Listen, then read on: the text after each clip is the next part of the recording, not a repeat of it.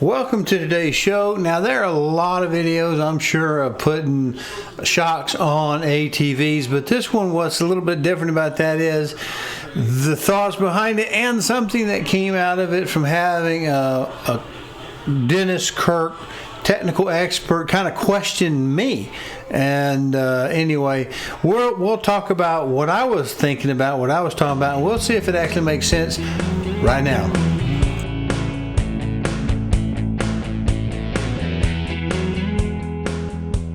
Well, here we have our shocks have come in, and I'm not doing an endorsement for this company, but you know, these are just look like the better of the two options I could find. There was some stuff on Amazon, but the Amazon type stuff didn't have real good reviews, and you know, I'd really rather not pay half price and get half quality is get something that's a little bit better. Now, got these in particular because I wanted something that was adjustable, and see these two lock nuts and how this end is threaded, goes up. So I wanted some adjustability to make the front end stiffer, but I don't want to get it too stiff because then we get to the point where it just wants to teeter on three wheels, you know, back and forth, rather than keeping the two front wheels on the ground. But at the same time, I do a lot of lifting.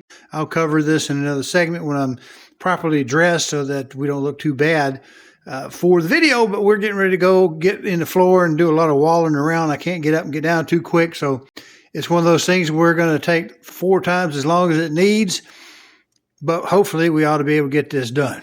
Well, we've got this in place. They're installed. I have one of the old ones right over here, and we did put in these Moose Utility Division. Now, they said they were adjustable preload because I wanted some adjustable shocks so I could raise up the front end a little bit, make it stiffer, weight-wise, not necessarily for ride quality-wise, but I wanted it stiffer because up in front here, if I'm still in frame, yes, just barely, I have this rig I set up where I move logs and big rocks and stuff of that nature, and I just haven't taken it off, but I take one of these little pulleys, split loop pulleys, and we pull it over like that, and then we're able to run then the cable down from the winch and pick things up directly off the front end. Well, that makes it where it wants to squat the front end. Well, now I did change the preload by about an inch, you know, by about a finger, set the first one up, just guessing, put it over on the wood steps and match the other one to it before I put them on. But this is awfully stiff.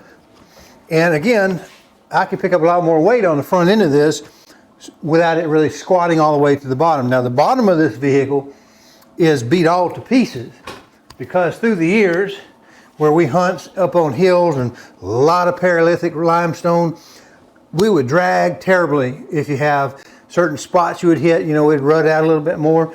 And if you killed a big deer, not saying I killed a big deer a lot of times, but if you did, when you lay them up on the back, it would squat the back because the back is very loose. Look at this. I don't know if that shows up, but that is super light back there. And now I'm wanting to put some in the back as well because it's a hardtail. This particular quad is a hardtail, so there is no independent floating anyway. So if I could just put some more spring back there, I should be able to stiffen the back up, which is not that big a deal, but it does help when I'm carrying like some oak off the top of the hill there or whatever. I doubt I'm going to kill another big deer, but if I did, it just helps with the weight and the rock and the stuff like that, not to squat the back end so bad because you lose your height.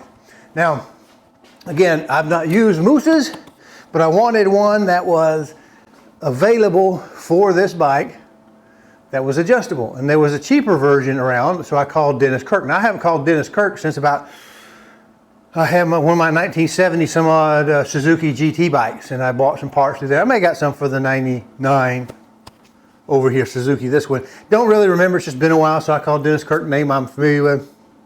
Ask about adjustable shocks. Do they have anything between the expensive Moose and these twice the price, what it looks like you can buy on Amazon, to be quite honest, look like the same Asian, Chinese shock, you know, for half price on whatever. So I talked to the lady, she couldn't tell me, I couldn't see from a picture. One said it was adjustable, but is it just like this little quarter notch thing that we see typical on motorcycles?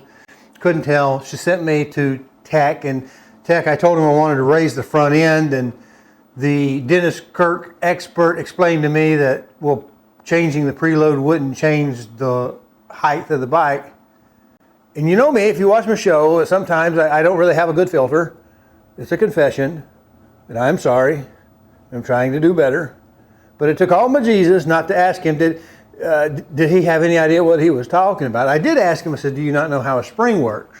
Springs have a linear constant, whether it's a coil spring, a leaf spring, or a torsion spring. They have whatever you preload it, that puts some force in it, will lift it up. So that's why this bike is so much higher now. It's jacked pretty high up from where it was. In fact, it actually runs uphill. In a few minutes, I'm going to take maybe a quarter inch or half an inch out of it. I still want the stiffness for lifting logs and rocks and whatever. And I do want to have it so that if I'm coming off a hill, I'm not banging the bottom of the bike when it's loaded down. So I may just leave it there and just feel froggy till a warmer day. But yeah, if you change the spring pressure on a strut or a thing, shock like this, it's gonna raise it a little bit, which is why I went ahead and went with the Moose. But I didn't go with Dennis Kirk because I don't like being insulted. I don't like having my intelligence insulted.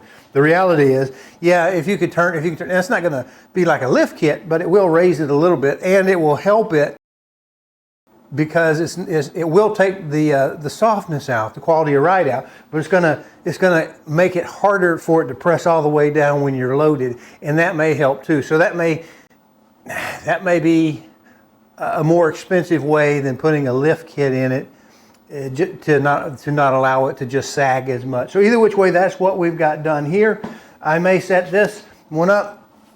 We've tinkered with these in the past. I've got a little hole here because it's got a little dust shield over the top, so you can't really get to the shaft and the bushing there to grease it. You can grease most of the stuff on the shock itself for a season or so. They're good for about a season, and then they start to squeak again by next year. So we may try to move this where I can demonstrate. These are the OEMs are pretty darn soft, plus this is 21 years old, so it's probably leaking a little bit anyway.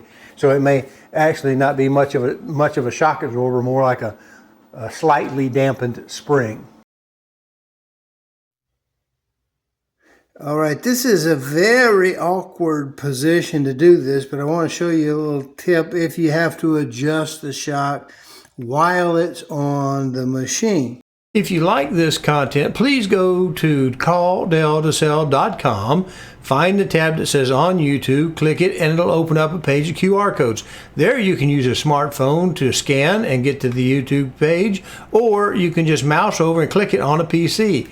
There you'll be able to subscribe to this little button over here and click the notification bell so that YouTube will notify you. Thank you. But I want to show you a little tip if you have to adjust the shock while it's on the machine. Now, first thing I do is I come down here and I turn that bolt so that the head is flat, kind of as close as I can get it parallel with the two locking rings. And then I have a little gauge that I have cut, and I mark and I saw it out. This is a chopstick to go from the top of that head right there to the top of the ring. And I usually drop this in rehearsal because my arm is too short, but see, I get in there and I can get a good gauge of exactly where that bottom nut is. Now, I don't know if you have a tool. This is a spanner tool, I guess they call it. This actually fits one of the gun building equipment that I have, and it just happens to be exactly the right size for one of these little rings up here. And I'm looking through the monitor of the camera trying to do this, but you can see, boom, there it is. See, it locks in there. Then you can take a screwdriver and a little hammer and tap the ring around. You hold whichever one you want to hold. I'd hold the bottom one and tap the top one around, but that's how I can get them adjusting, get them so they, maybe you just want to take a little bit off like I had. It was a little bit stiff. I did take it up about a finger joint's worth up, maybe an inch or so, 3/4 to an inch or so. They were both uniform, but they were awfully stiff. And I do want them stiff for the load height, but that's what we got.